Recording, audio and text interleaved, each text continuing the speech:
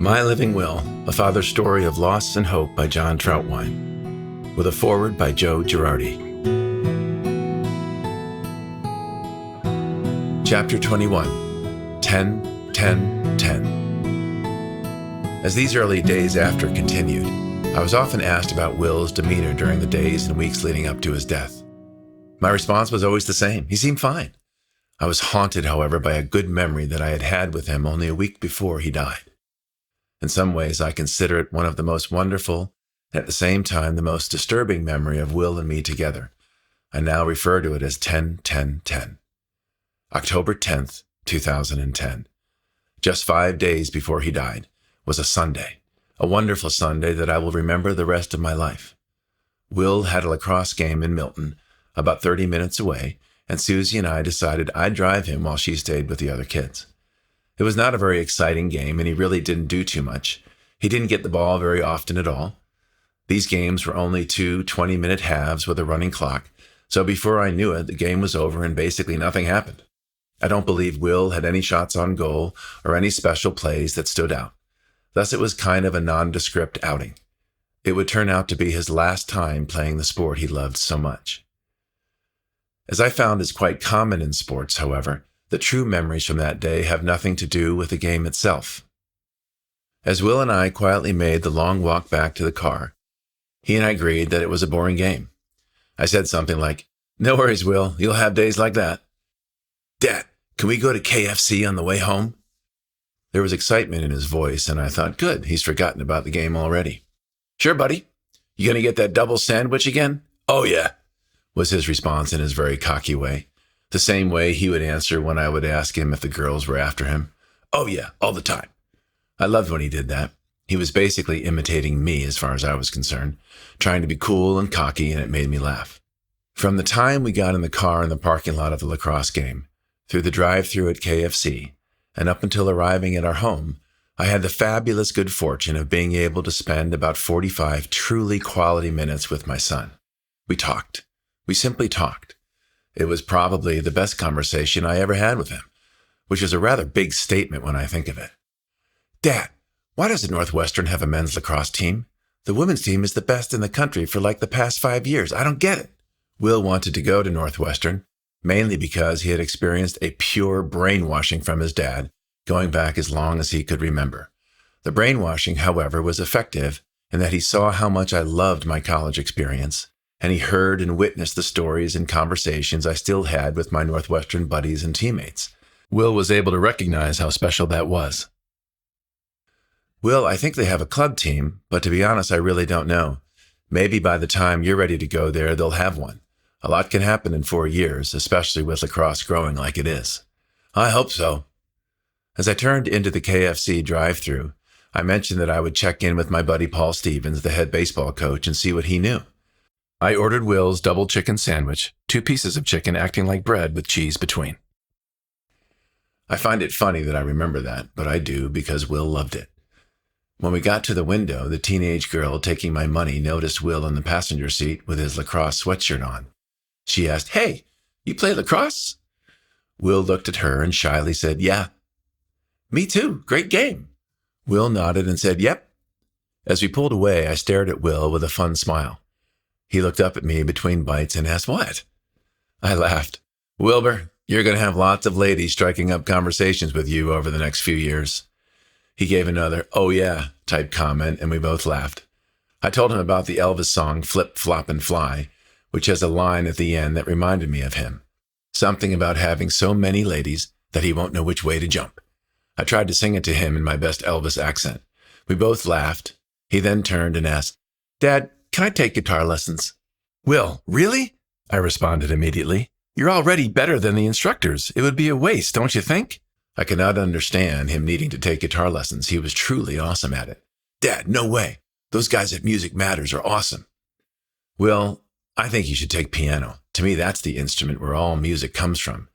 And if you can play that, well, it's the basis of all others." Of course, I really didn't know what I was talking about, but I believed that statement and said it confidently. "Will, I'll tell you what. If you take piano lessons, I'll let you take guitar lessons too, okay?" "Really, Dad? That's awesome. When can we sign up?" He was genuinely excited and his eyes were twinkling. Let's sign up this week, Will. I truly meant to sign him up that week, but life got in the way and I didn't do it. Another what if that I'll never get over. I was really enjoying this conversation, but it would get even better. Will normally didn't have that much to say to me. I would be the one asking the questions and dominating the conversations because his answers were typically yes or no monosyllabic grunts. Today, though, he was genuinely interested in talking with me. It was awesome, and I recognized the moment as something special.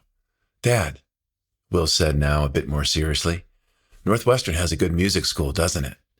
Oh yeah, Will, one of the best. Is that what you'd like to study? Yeah, but I don't know what courses I should take in high school to get into music school. I don't know either, Will. I was brainstorming now. How could I help him with this? I loved this conversation. We were talking about what he would study in college. Wow. Tell you what, buddy, I'll ask my friend Paul Stevens, the NU baseball coach, to see if he can get us a contact at NU's music school. Then I'll call them and have that discussion. Will nodded. He loved the fact that I had an insider at Northwestern. But you should talk to your music studies elective teacher you have now and ask her. If she doesn't know, I'm sure she could tell you whom in the high school you should speak with. Okay, cool, I will. He was thinking now. I could see the wheels spinning. And what was really fun for me was to see the excitement Will seemed to have with just having a plan. Will was creating a plan to see what it would take for him to follow his dream of studying music. I could see this brought him not only comfort, but excitement. He had a slight smile across his face. Perhaps it was satisfaction that he knew what he wanted to do and was beginning to do something about it. I felt like he was enjoying the moment. I know that I certainly was. We were now getting close to home, and I really did not want this ride to end. I continued our dialogue. You know, Will, I'm working hard every day so that you can go to any school you want, buddy. I want you to know that. Ivy League or UGA, it won't matter. You can go to any school you want to, but you'll need to be able to get into that school. That's why sometimes I'm a bit hard on you about studying. Does that make sense, Will? I'm not hard on you because you're getting a C in a class. I'm hard because I want you to be able to go to the schools you want to go to, like Northwestern and others on your list. So please be patient with me and Mom. There is real logic behind our strategy. We want to help you with your school. Does that make sense? Yeah, Dad, it does. I think I'm doing better now, but yeah, it does. I then said something to Will that I did not plan to say. I'm so glad I did say it, but I must admit, thinking about it brings a certain sadness to my heart, as if I was too late. I'll never know. Man, Will, I said as I stopped the car at a stoplight and intently looked into his eyes. I would do anything to change places with you right now. I had his complete attention. He looked me right in the eyes. Really? Why?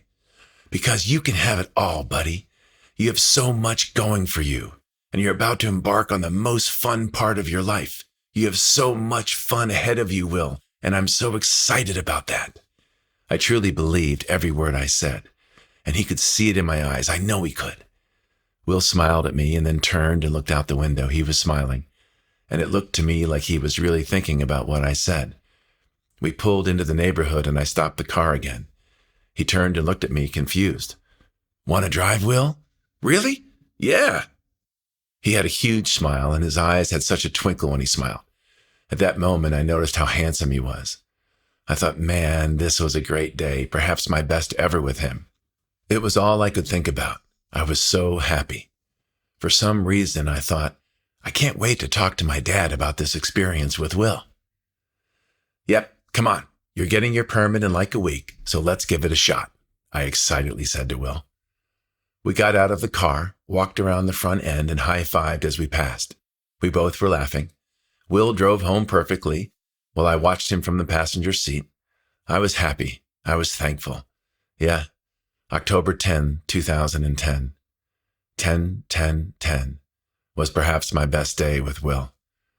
The day I thought he was really looking forward to his own future, and he was sharing it with his dad. If anyone would have told me that 5 days later I'd be calling my mom and dad to tell them my boy had taken his own life. If anyone had said, I'm worried about Will. If anyone had said, hey, there's a teen suicide or teen mental health awareness seminar going on, I would have ignored them. My kids are good. My Will is good. We're good. We're the Trouts, and life is good for the Trouts, just like it's always been. I later learned Will was listening that day.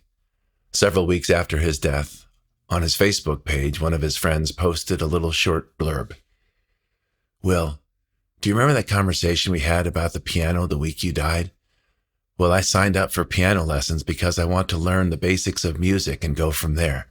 I just want you to know that I'm doing what we talked about, and I'm doing it for you. When I read those words in the weeks after his death, I sat back in my chair and smiled. Wow, Will was really listening to me that day. As time went on, we heard more and more stories from Will's friends and their families, telling us things that Will said or did that reflected the teachings and philosophies of Susie or me. Our kids are listening. They are watching us all the time. So was it me who was not listening? Was it me who was not watching? Forgive me, Will, forgive me. Maybe I was so worried about whether you were listening to me that I really didn't listen to you.